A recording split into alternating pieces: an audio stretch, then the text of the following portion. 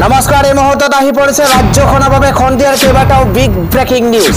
আজি 12 এপ্ৰিল অসমৰ লগতে ভাৰতৰ বিভিন্ন প্ৰান্তৰ পৰা খন্দিয়াৰ কেইবাটাও খবৰ আহি পৰিছে। এই মুহূৰ্তত জনাই আছো এটা ব্ৰেকিং নিউজ। মুছলমানৰ প্ৰতিবাদৰ মাজতেই এটা বেয়া খবৰ। ওয়াকফৰ ভূমি দখল কৰা সকলৰ পৰা কাঢ়ি লোৱা হ'ব ভূমি। লাখ লাখ মুছলমানৰ প্ৰতিবাদৰ মাজতে আহিছে আৰু অত্যন্ত বেয়া খবৰ, কিয়নো বেদখল মুক্ত হ'ব এবাৰ ওয়াকফৰ সম্পত্তি। ওয়াকফৰ ভূমি দখল কৰি থকা লোকৰ পৰা এতিয়া কাঢ়ি লোৱা হ'ব ভূমি। অত্যন্ত নতুন খবৰ আহি পৰিছে। সকলোৰে এৰি দিব লাগিব ওয়াকফৰ ভূমি। ৰাজ্যৰ বিভিন্ন প্ৰান্তত প্ৰতিবাদ অব্যাহত থকাৰ মাজতে এটা বেয়া খবৰ, কিয়নো সকলোৱে এতিয়া মাটি এৰিব লাগিব, ওয়াকফৰ ভূমি এৰিব লাগিব। ৰাজ্যৰ চলিব নতুন জৰিপ। এবাৰ সংশোধনী আইনৰ অধিসূচনা জাৰি কৰি তৎপৰ হৈ পৰিছে সৰকাৰ। এতিয়াৰ পৰা ডিজিটেলাইজ কৰা হ'ব ওয়াকফ বোৰ্ডৰ সকলো সম্পত্তি। পূৰ্বৰ সকলো সম্পত্তি নিৰীক্ষণ আৰু নতুনকৈ পঞ্জীয়ন কৰিব চৰকাৰে। এই মুহূৰ্তত এটা বিগ নিউজ জনোৱাৰ চেষ্টা কৰিছো। ওয়াকফ ন্যায়াধিকৰণৰ সিদ্ধান্ত এতিয়াৰ পৰা হ'ব চূড়ান্ত সিদ্ধান্ত। যে সিদ্ধান্তক এক প্ৰকাৰে উচ্চতম ন্যায়ালয়ে প্ৰত্যাহ্বান জনাব নোৱাৰিব। বিশেষকৈ গুজৰাট আৰু উত্তৰাখণ্ডত আৰম্ভ হ'ব নতুন জৰীপ। এতিয়া আপুনি মাটি এৰিব লাগিব। ওয়াকফ সম্পত্তি ব্যক্তিগত সম্পত্তিলৈ ৰূপান্তৰিত কৰা সকলৰ পৰাও কাঢ়ি লোৱা হ'ব এই মাটি। কোনেও ক্ষমতাৰে ওয়াকফৰ মাটি বাজেয়াপ্ত কৰিব নোৱাৰিব। অত্যন্ত ডাঙৰ খবৰ জনোৱাৰ চেষ্টা কৰিছো। ওয়াকফৰ মাটিত যদি ব্যৱসায়িক হিচাপে গঢ় দিছে, ইয়াৰ সম্পূৰ্ণ মূল্য ঘূৰাই দিব লাগিব ওয়াকফ বোৰ্ডক।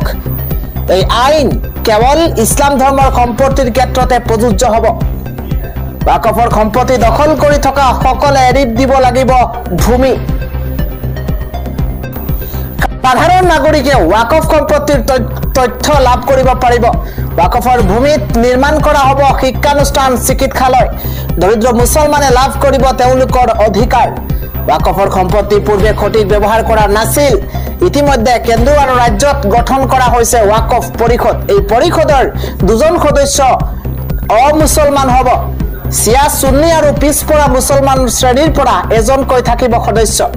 পৰিষদ থাকিব দুগৰাকী মহিলা। আজিৰ খন্দিয়াৰ পৰৱৰ্তী ডাঙৰ খবৰ হৈছে দেশজুৰি বিকল হৈ পৰিছে আজিৰ দিনটোত গুগল পে, ফোন পে আৰু পেটিএম। হাহাকাৰ পৰিৱেশৰ সৃষ্টি হৈছে সমগ্ৰ দেশতেই। হাহাকাৰ পৰিৱেশৰ সৃষ্টি হৈছে, হঠাৎ বিকল হৈ গৈছে। আপোনাৰো আজি Paytm, Google pay, phone pay বিকল হৈ পৰিছে নেকি? কাম নকৰা হৈছে নেকি? চাৰ্ভাৰ ডাউন হৈছে নেকি? আপুনি জনাওক। বিহুৰ বতৰতে বিহুৰ বজাৰ কৰিবলৈ গৈ হাহাকাৰ পৰিৱেশৰ সৃষ্টি হৈছে আজিৰ দিনটোত। হঠাৎ বিকল হৈ গৈছে ডিজিটেল পেমেন্ট সেৱা। ফোন পে, গুগল পে, পেটিএমৰ সেৱা বিকল হৈ পৰিছে। ডাঙৰ খবৰ, ইউপিআই বিসংগতিৰ বাবে বিপদত পৰিছে গ্ৰাহক আৰু পুৱাৰে পৰা ঘণ্টা ধৰি আবদ্ধ হৈ পৰিছে ডিজিটেল পেমেন্ট সেৱা। এই মুহূৰ্তত ডাঙৰ খবৰ, সমগ্ৰ ভাৰততে গ্ৰাহক পৰিছে এতিয়া বিমূৰত। হাহাকাৰ পৰিস্থিতিৰ সৃষ্টি হোৱা পৰিলক্ষিত হৈছে। খন্দিয়াৰ পৰৱৰ্তী ডাঙৰ খবৰ হৈছে এবাৰ পাকিস্তানত তছনছ হৈ পৰিছে। পাকিস্তান তছনছ হৈ পৰিছে। ভয়ংকৰ ভূমিকম্পৰ সৃষ্টি হৈছে আৰু তাৰ পিছতে তছনছ হৈ পৰিছে। প্ৰচণ্ড ভূমিকম্পত কঁপি উঠিছে পাকিস্তান আৰু প্ৰচণ্ড ভূমিকম্পত ধ্বংস হৈছে 5.8 ৰিক্টাৰ স্কেলৰ ভূমিকম্পত হাহাকাৰ পৰিৱেশৰ সূচনা হৈছে। তাজিকিস্তানৰ লগতে কেইবাটাও প্ৰান্তত ভয়ংকৰ ক্ষতিসাধন হৈছে আৰু পাকিস্তানৰ দক্ষিণ পশ্চিম অঞ্চলতে ব্যাপক ক্ষতিসাধনৰ তথ্য লাভ কৰা গৈছে।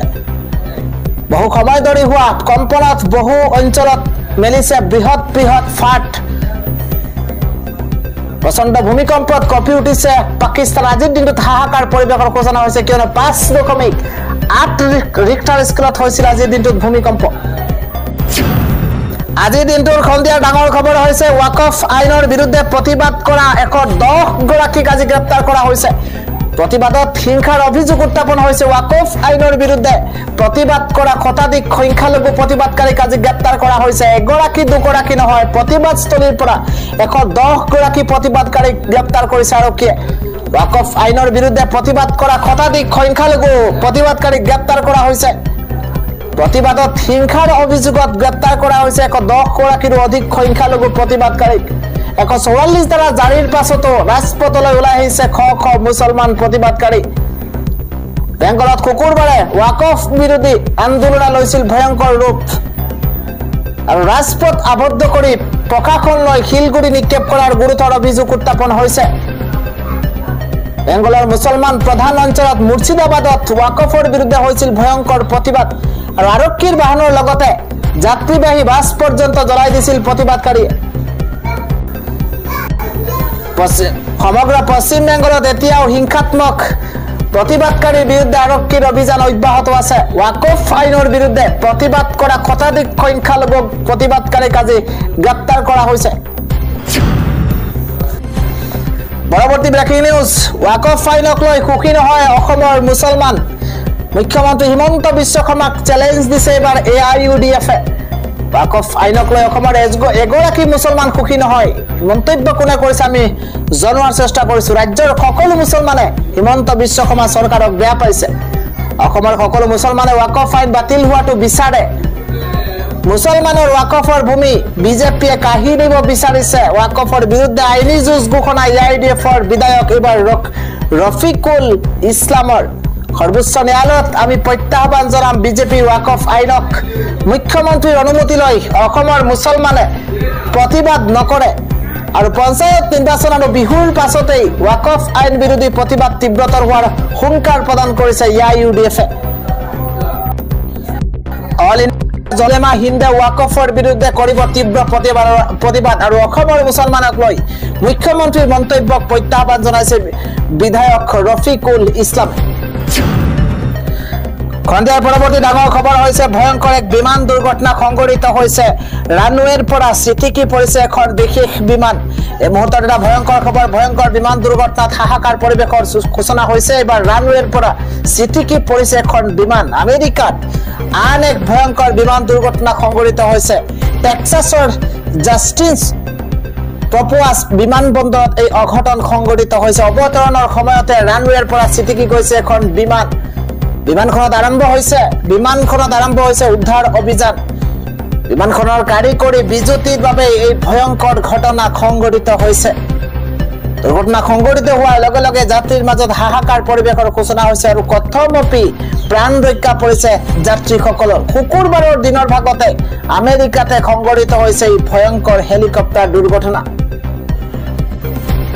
টুকুৰা টুকুৰ হৈ নদীত পৰিছিল এখন হেলিকপ্টাৰ দুৰ্ঘটনাত কৰুণ মৃত্যু হৈছিল এটা 5জনীয়া পৰিয়ালৰ হেলিকপ্টাৰ দুৰ্ঘটনা 24 ঘণ্টাৰ পিছত আন এক বিমান দুৰ্ঘটনা আন এটা খবৰ হৈছে পঞ্চায়ত নিৰ্বাচনৰ পূৰ্বে জৰুৰী নিৰ্দেশনা জাৰি কৰিছে চৰকাৰে চৰকাৰী বন্ধৰ দিনতো খোলা ৰাখিব লাগিব কাৰ্যালয় 14খনকৈ জিলা ইতিমধ্যে বন্ধৰ ঘোষণা কৰা হৈছে এই মুহূৰ্তত জনাইছো ডাঙৰ খবৰ এবাৰ পঞ্চায়ত নিৰ্বাচনক লৈ বিশেষ নিৰ্দেশনা আহি পৰিছে চৰকাৰী বন্ধৰ দিনতো খোলা ৰাখিব লাগিব কাৰ্যালয় সীমিত সংখ্যক কৰ্মচাৰীৰে কাৰ্যালয় খোলা ৰখাৰ নিৰ্দেশনা দিয়া হৈছে সকলো কাৰ্যালয় শিক্ষানুষ্ঠানৰ মুৰব্বীলৈ এই নিৰ্দেশনা দিয়া হৈছে নিৰ্বাচনৰ বাবে খোলা ৰাখিব লাগিব শিক্ষানুষ্ঠান কাৰ্যালয় আনহাতে 2 মে আৰু 7 মেত কেইবাখনো জিলাত বন্ধ ঘোষণা কৰা হৈছে 2 মেত প্ৰথম পৰ্যায়ৰ নিৰ্বাচনৰ বাবে 14খন জিলাত বন্ধৰ ঘোষণা কৰা হৈছে আৰু 7 মেত দ্বিতীয় পৰ্যায়ৰ নিৰ্বাচনৰ বাবে 13খন জিলাত বন্ধৰ ঘোষণা কৰা হৈছে ভোট গ্ৰহণৰ দিনাই চৰকাৰী বেচৰকাৰী কাৰ্যালয় বন্ধৰ ঘোষণা কৰা হৈছে বন্ধ থাকিব শিক্ষানুষ্ঠান বেংক আৰু ব্যৱসায়িক প্ৰতিষ্ঠান খন্দিয়াৰ পৰৱৰ্তী ডাঙৰ খবৰ হৈছে ভয়ংকৰ ধূলিৰ দুমাই তাণ্ডৱ চলাইছে এবাৰ উৰুৱাই নিছে এখন ঘৰ আৰু তাৰ পিছতেই লগে লগে শেষ হৈ গৈছে এটা প্ৰাণ দেখত হঠাৎ খলনি হৈছে বতৰ আৰু তাৰ পিছতে ভয়ংকৰ ধূলিৰ দুমাই কন্ট্ৰাক্ট চলাইছে দেশৰ বিভিন্ন প্ৰান্তত ধূলিৰ দুমাত কহি পৰিছে 6 মহলীয়া নিৰ্মীয়মান ঘৰ আৰু বাগৰি পৰিছে প্ৰকাণ্ড গছ দুমাত নিৰ্মীয়মান ঘৰ ভাঙি এগৰাকী লোকৰ মৃত্যু হৈছে আৰু দুগৰাকী লোক গুৰুতৰভাৱে আহত হৈছে ধূলিৰ দুমাৰ বাবে বাতিল হৈ পৰিছে উত্তৰ ভাৰতৰ কেইবাখনো বিমান ৰাজধানী দিল্লীত ধূলিৰ দুমাত কোনেও কাহানিও নেদেখা এক দৃশ্যৰ সূচনা হৈছে পৰৱৰ্তী ডাঙৰ খবৰ ৱাকফে জ্বলাইছে মমতাৰ বেংগল এবাৰ 5000 মুছলমানৰ ভয়ংকৰ প্ৰতিবাদ ৱাকফক লৈ ভয়ংকৰ পৰিস্থিতি মমতাৰ বেংগলত এবাৰ ৱাকফক লৈ ভয়ংকৰ পৰিস্থিতিৰ সূচনা হৈছে 5000 প্ৰতিবাদকাৰী মুছলমানে দেখুৱাইছে শক্তি স্থবিৰ হৈ পৰিছে জনজীৱন সমগ্ৰ পশ্চিম বংগতে 144 দ্বাৰা জাৰি কৰিছে প্ৰশাসনে কি ৰেলপথ কি স্থলপথ জলপথ চৌবিশে এতিয়া বন্ধ কৰি দিছে প্ৰতিবাদকাৰীয়ে পশ্চিমবংগৰ মুৰ্ছিদাবাদত অতি ভয়ংকৰ পৰিস্থিতিৰ সূচনা হৈছে আৰক্ষীলৈ শিলগুটি নিক্ষেপ বাহনত অগ্নিসংযোগ কৰিছে প্ৰতিবাদকাৰীয়ে আৰক্ষীলৈ শিলগুটি নিক্ষেপ বাহনত অগ্নিসংযোগ পৰ্যন্ত কৰা হৈছে ৰেলপথ অৱৰোধ কৰিছে ৫,০০০ প্ৰতিবাদকাৰীয়ে